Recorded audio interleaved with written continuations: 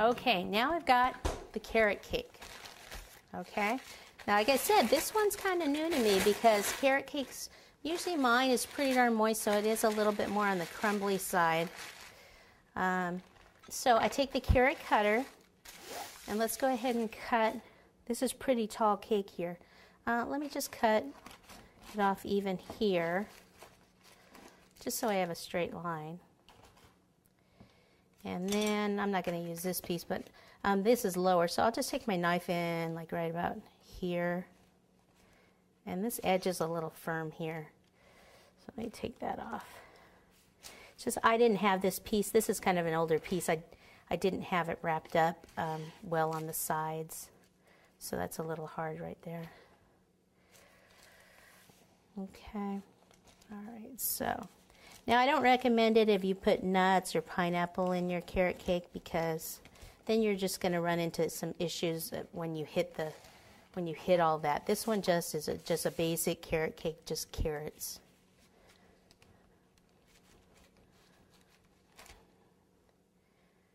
Okay, we're not going to use the whole piece, so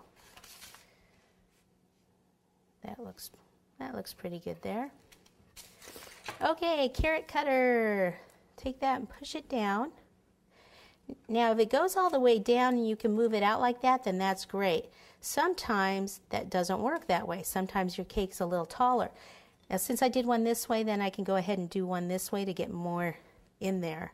But if that doesn't work, then sometimes you have to cut around the cake like this, and then either push the cake up in there and then back out to get the nice cut down here.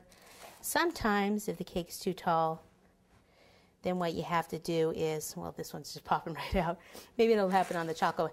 Sometimes you'll have to cut like right around it with a paring knife to get the features the way you want it. So it just kind of depends on your cake. Okay, so once this part's cut, you want to find something again to pop this in the freezer. I just take a piece of this, and I don't have any more cake boards with me, so I'll just use this top of this bowl here. Okay, so I'll just pop them on there like that. And then what I want to do is, I don't want it to be completely flat when I dip it in the truffle. So I'm going to pipe some buttercream on it first, similar to what we did with the rabbits, except they're not going to have heads or anything on them. Okay, so for that, use the same buttercream. If you want to try cream cheese in here, you could certainly do that. I haven't tried it, but it sounds like a good idea to me. I'd probably rather bite into cream cheese. Okay, so this is the part, usually it's a little lower because this is the part that has the little stem part of the carrot, and then this is usually thicker here, and then it tapers down. So I'm just going to put my tip here, again, not 90 degrees, not 45, just up a little bit more. Squeeze, let it build up until it comes out here.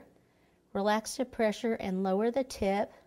Stop squeezing, pull away. Okay, so that's all I'm going to do because I want this part to be a little bit lower.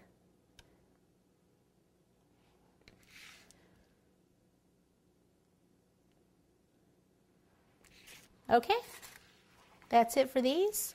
This little tip part's kind of off. I can kind of smooth that out. Ta-da! Into the freezer we go, and then we'll bring out the chocolate cake.